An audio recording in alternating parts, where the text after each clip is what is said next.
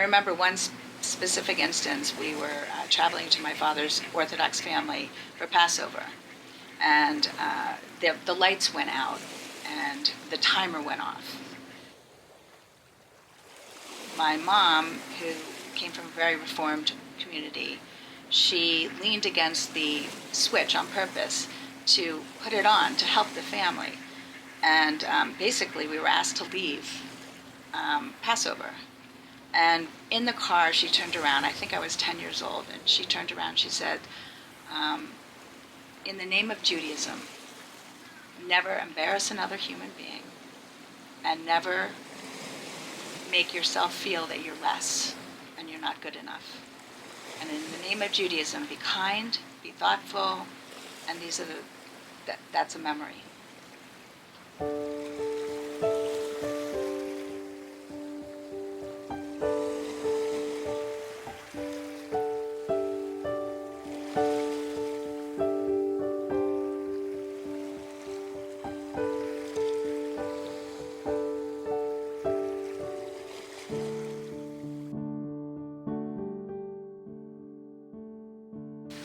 One of the most important things that I learned is I wanted to create something that I always wanted to have myself growing up.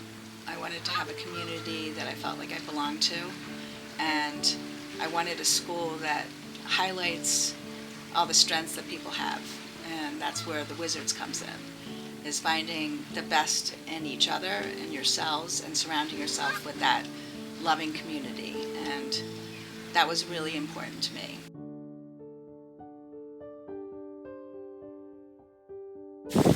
What inspires me most about Hebrew Wizards is every single time I sing and play music at a life cycle ceremony, whether it's a bar mitzvah, a b'nai mitzvah, a bat mitzvah, a wedding, a baby naming, I am moved to tears by just the connection that we are able to create and to see in families. It's something that I actually didn't have in my own Jewish upbringing. So to be able to provide that for so many families, really, it's been just a real blessing. Hebrew Wizards is this engaging environment that really got me and gives other kids the excitement in Judaism again. Hebrew Wizards chose me, luckily for me. I spent years and years in Hebrew school when I was a kid, and it was great, but it wasn't like this. It didn't have the same kind of energy, the same kind of happiness. I just think Hebrew Wizards is what a Jewish community should be all about. I think it's so welcoming to all kinds of people, and I just think that everyone that walks in feels wanted.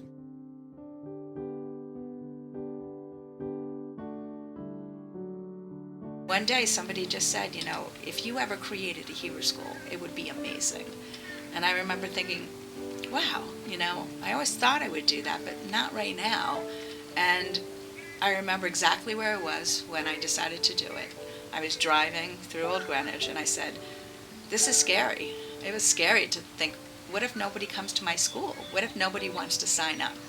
And I had two particular families that enjoyed the way I taught at Untitled Shalom, and they said, well, we'll go with you.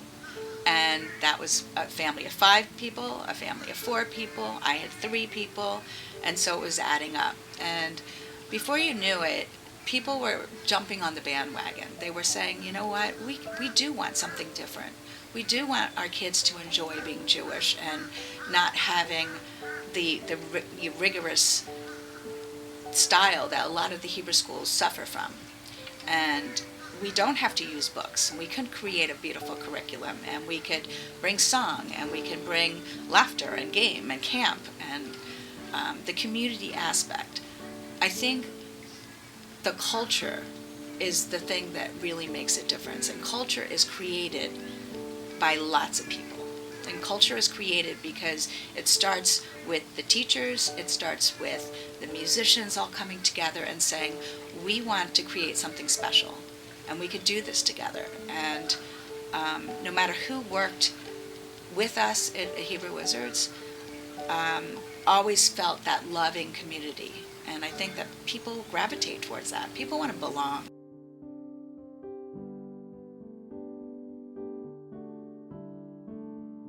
Her ability to adapt to whatever the circumstances are, and quickly. I mean, some people struggle with that, and she accepts change Yeah. and goes, some people bemoan the fact that they can't do this and they can't do that. The question is, what can they do? And she always sees what you can do, not what you can't do. I understand what it feels like. I've lost a brother. I've lost a father. I've lost a pet that I loved very dearly. I've been divorced. I have an adopted child. I have all of those things give me the ability to be a little bit more empathetic and compassionate, because I feel like I understand what that feels like. And I feel really empowered that I've been a survivor of all of these things. I am somebody who rides waves. I'm not a calm water person. And so I'm used to waves. When coronavirus hit and COVID was all over the place, we knew exactly what we needed to do to snap into action, because I'm used to those rides. I'm used to riding the waves. And I think the true test of character is not when everything's going great. It's when things are not going great. How will you respond? And I feel like I have the strength, and I thank God for that strength.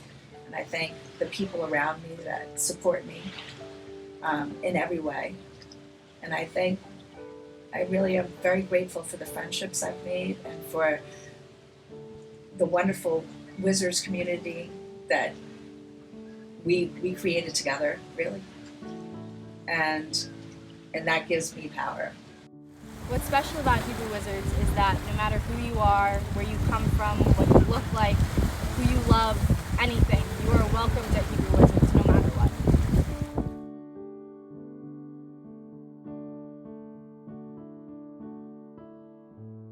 Hi, we're the Carmen Tui family. I'm Abby. I'm Henry. I'm Savannah. And I'm Audrey Bell. And we are one of the first families that attended Hebrew Wizards. It was a family from day one. Everybody committed to being there in a shared space, to be Jewish, and just to feel that Judaism.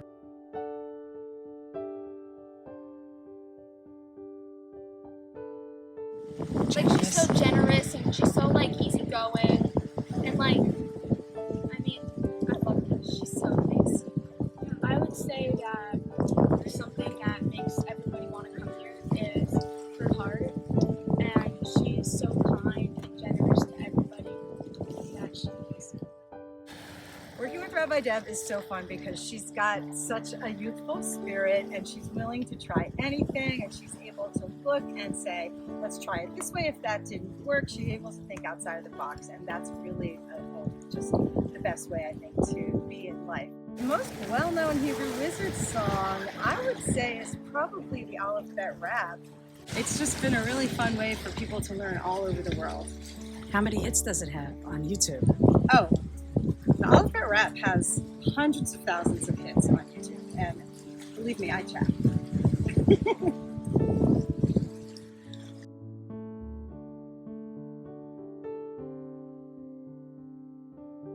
Creating a culture of people takes a village, and it's not one person that does it. And if I didn't have this incredible staff, incredible musicians and students and teens and families, then we wouldn't be able to be the community we are now. And Kehilat Shalom means community of peace, and that's exactly what we are.